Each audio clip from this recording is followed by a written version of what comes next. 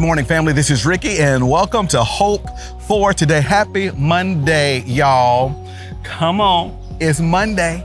You know how we roll. Get up out your bed, bend the knee, and thank God for another day. I'm gonna have victory this week. I'm gonna act like a thing is so, even though it ain't so, nor that it might be so, because God said so. We're still on location in the beautiful land of Israel. Folks, just over there is the gorgeous Dead Sea, and just behind me, we're at a natural park, or a national park, that is known as the En-Gedi. This is a famous place in biblical history.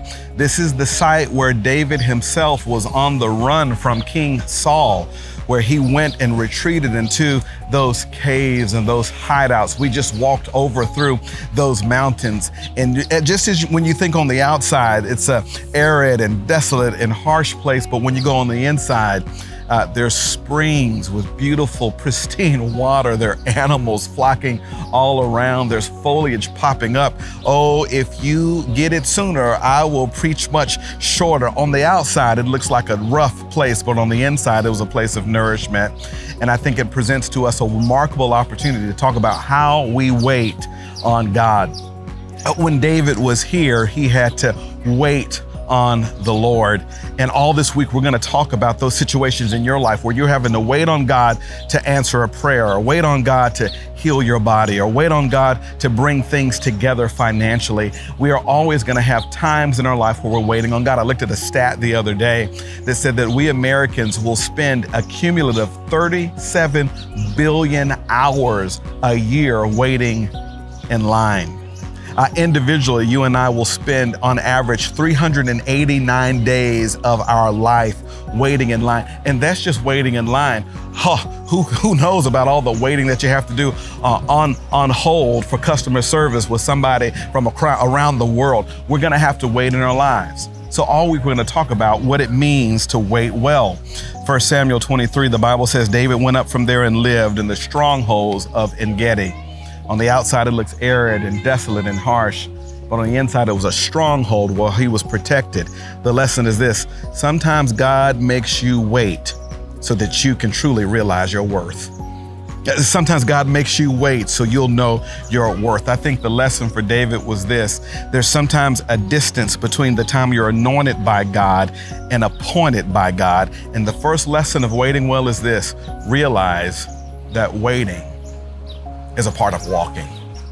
Your walk with God will have seasons where you have to wait on God. And I think half the battle is just realizing that when you read the Bible, you see that God's people had to wait. Abraham had to wait. Moses had to wait. Elijah had to wait. David had to wait, which means you and I will have to wait on God from time to time in our life.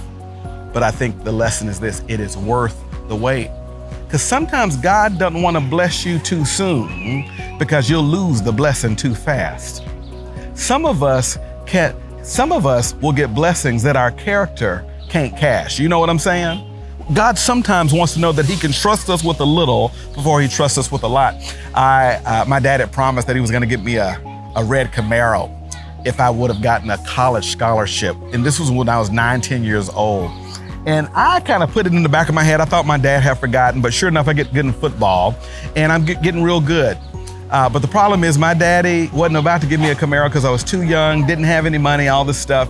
And I got a job and fixed up my daddy's 1984 Chevy Chevette. It was a clunker. It was ugly. It was rusty, but I drove that car faithfully, took care of it best I could. 2 years later, I signed a football scholarship to school, and that day, my dad surprises me with a Chevy Camaro. And my dad says, "Son, ain't no way I could trust you with this Camaro if I wouldn't have seen how faithful you were with that Chevette." We're waiting on God. Sometimes it means we're in a Chevette season. But God says, be faithful in the Chevette season so I can trust you with the Camaro blessing.